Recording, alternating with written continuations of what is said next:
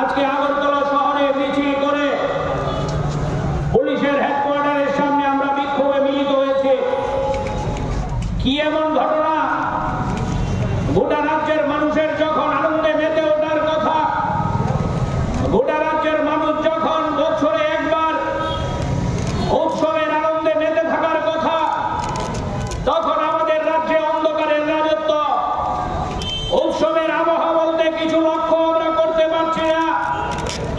গতকাল গভীর রাতে আপনারা লক্ষ্য করেছেন সোশ্যাল মিডিয়ায়, খবরের কাগজে, আগরতলা পশ্চিম থানা থেকে বেশি দূরে নয়, আগরতলা পূর্ব থানা থেকেও বেশি দূরে নয়, পুলিশ হেডকোয়ার্টার থেকে হাঁটলে পরে 10 থেকে 12 মিনিটের রাস্তা প্রতাপগড় সিপিআইএম এর দপ্তর বুলডোজার লাগিয়ে ভেঙে দেওয়া হয়েছে।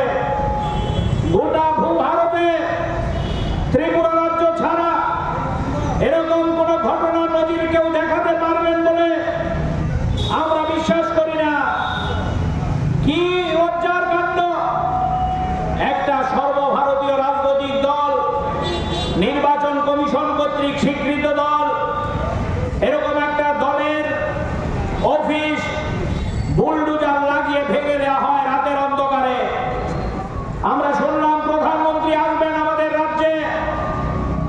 এই প্রধানমন্ত্রী আসার 48 ঘন্টা আগে যেই মহকুমায় প্রধানমন্ত্রী আসবেন, এই প্রধানমন্ত্রী আসার স্থানের নাকের ডগায় একজন মহিলাকে আগুন লাগিয়ে ব্লেড দিয়ে তার সারা শরীর চিরে তাকে খুন করে রাস্তায় ফেলে রেখেছে।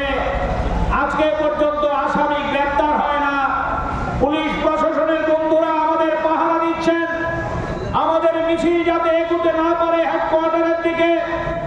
আমরা জিজ্ঞেস করি, এই পুলিশ ফুট যদি উদয়পুরের আসামি ধরার কাজে লাগানো হতো, গোটা দেশের সামনে আমাদের রাজ্যের মান সম্মান রক্ষা হতো, গোটা দেশের সামনে আমাদের মান সম্মান উজ্জ্বল হতো। কিন্তু না, পুলিশ প্রশাসনের তাবর তাবর আধিকারিকরা, আমাদের প্রাক্তন মন্ত্রী মানিক দে, আমাদের প্রাক্তন বিধায়ক রতন দাস, যুব সংগঠনের রাজ্য সম্পাদকদের আটকানোর জন্য অস্থির। পুলিশ প্রশাসনকে আমরা আশ্বস্ত করতে চাই, আমরা হিংসার রাজনীতিতে বিশ্বাস করি না। আমরা এই ফায়ার ব্রিগেড চৌমুহনীতে হিংসা বাধাতেও আসিনি। আমরা রাজ্যের মানুষের সম্পত্তি, জীবন, মান, ওই আপনাদের আমাদের দেশের শাসক গোষ্ঠীর প্রধানমন্ত্রী যিনি স্লোগান দেন বেটি বাঁচাও বেটি পড়াও, এই স্লোগানকে মর্যাদা দেওয়ার জন্য পুলিশ হেডকোয়ার্টারে আমরা এসেছি। পুলিশের বন্ধুদের কাছে কৈফিয়ত চাওয়ার জন্য। পুলিশের বন্ধুরা আমাদের শত্রু না, তারা কেউ আমাদের ঘরের, কেউ আমাদের প্রতিবেশী। আপনাদের জিজ্ঞেস করি, আমাদের রাজ্যে একসময় পুলিশ রাষ্ট্রপতি কালার পুরস্কার পেয়েছিল। আমাদের রাজ্যের পুলিশ গোটা ভারতবর্ষের মধ্যে ওই উগ্রপন্থী দমন করে নজিরদারি করেছিল। আমাদের রাজ্যের তৎকালীন মুখ্যমন্ত্রী মানিক সরকারের কাছ থেকে দেশের প্রধানমন্ত্রী কি করে উগ্রপন্থী মোকাবেলা করতে হয় তার কৌশল জানার আগ্রহ প্রকাশ করেছিল। আর আজকে আমাদের রাজ্যে কৈলাসহরে একজন মুখবধির নারী ওই সেখানে দুপুর বেলা ধর্ষিতা হয়ে যান।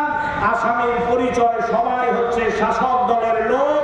এই কারণে পুলিশ তাদের ওই চুল স্পর্শ করতে পারে না, তাদেরকে গ্রেফতার করতে পারে না। এই হচ্ছে আজকে আমাদের রাজ্যের চেহারা। আমরা এসছি আজকে পুলিশের হেডকোয়ার্টারে কৈফিয়ত চাওয়ার জন্য। আমরা আপনাদের কাছে বিনয়ের সহিত আবেদন করতে চাই, না বন্ধু, শারদ উৎসব আমরা কখন মানুষ করতে পারে? যদি মনে শান্তি থাকে, যদি মনে আনন্দ থাকে, রাজ্যে যদি শান্তির আবহ থাকে। রাজ্যে শান্তির পরিবেশ নাই, রাজ্যে আনন্দের পরিবেশ নাই, রাজ্যে মানুষের মনে যন্ত্রণা। আমাদের বোনরা ধর্ষিত হচ্ছেন, আমাদের মারা খুন হয়ে যাচ্ছেন, আমাদের শিশুরা নির্যাতিত হচ্ছেন, গণতান্ত্রিক আন্দোলনের অফিসগুলো ভেঙে গুড়িয়ে দেওয়া হচ্ছে, মানুষ কথা বলতে পারছে না। এরকম পরিস্থিতিতে রাস্তা